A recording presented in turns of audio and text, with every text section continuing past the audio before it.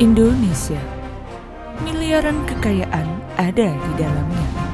Hidup berdampingan, kerukunan, suku, ras, agama bukan pembeda, melainkan itu semua adalah sebuah identitas dari Indonesia.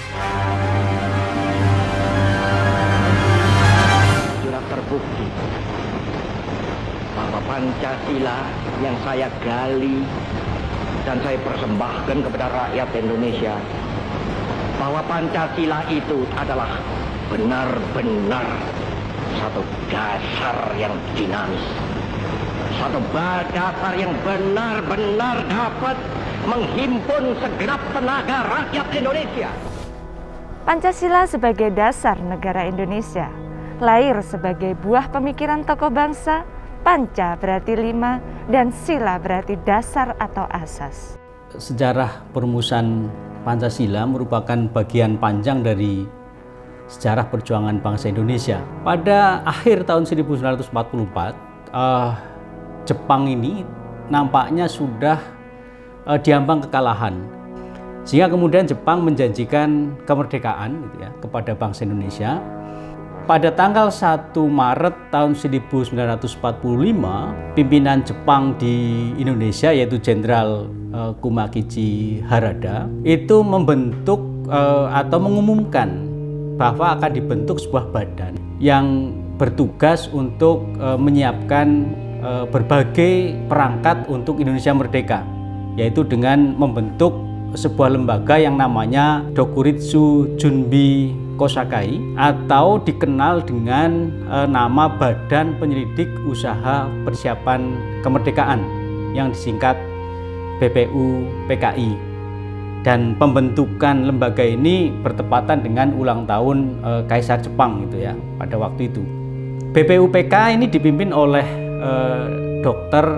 Kanjeng Raden Tumenggung Rajiman Widyodiningrat dan beranggotakan 67 orang. Mereka dilantik pada tanggal 28 Mei dan mulai sidangnya untuk tahap pertama itu tanggal 29 Mei sampai tanggal 1 Juni 1945 di gedung yang namanya Chosangin di Jalan Pejambon nomor 6 Jakarta yang saat ini dikenal sebagai Gedung Pancasila. Pada persidangan pertama ini BPUPK itu membahas mengenai dasar negara Indonesia merdeka.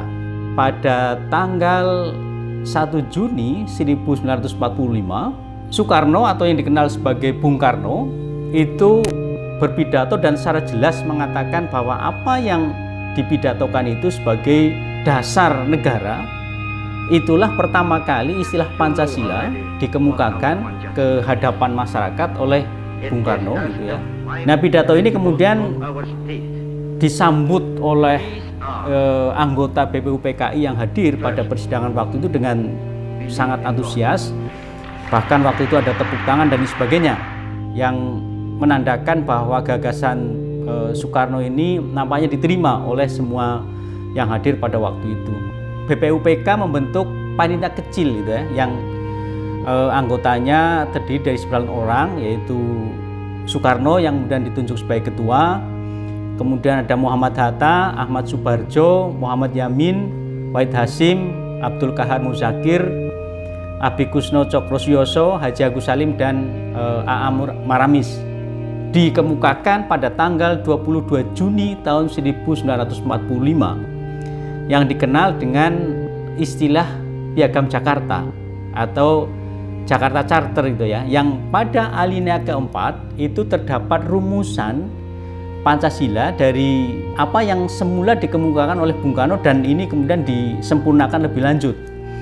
Dan memang ada 5 sila seperti yang dikemukakan oleh Bung Karno, tetapi dengan kalimat yang nampaknya jauh lebih sempurna. Yang pertama, ketuhanan yang Maha Esa. Kedua, kemanusiaan yang adil dan beradab.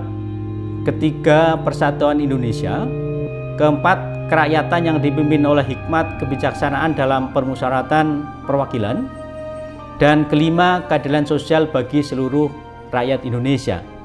Dan Pancasila inilah yang saat ini kita gunakan oleh bangsa Indonesia sebagai dasar negara sebagai ideologi bangsa yang mempersatukan bangsa Indonesia. Berdasarkan keputusan Presiden nomor 24 tahun 2016 menetapkan setiap tanggal 1 Juni sebagai peringatan hari lahirnya Pancasila.